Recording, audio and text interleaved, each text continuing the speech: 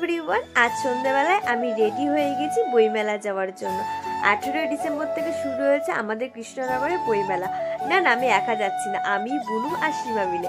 প্রথমে ঢুকেই তো অনেক বইয়ের দোকান দেখলাম। যদিও আমি পড়াশোনা করি না, তাই বই না দেখাই ভালো, কারণ আমি তো পড়াশোনা করে একদম উল্টে দিচ্ছি তার জন্য। আর আমি আমার বোনকে নিয়ে এসেছি, সে কিছু কিনবে না তা তো কখনো হয় না।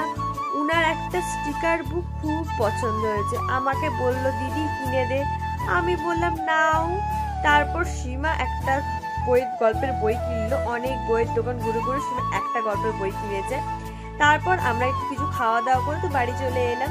তোমরা ইউটিউব থেকে দেখে থাকলে চ্যানেলটাকে সাবস্ক্রাইব করে দিও, আর ফেসবুক থেকে দেখে থাকলে ফলো করে দিও। এখনকার মতন বাই বাই, সবাইকে টাটা। সবাই খুব ভালো থাকবেন এবং সুস্থ থাকবেন। টাটা।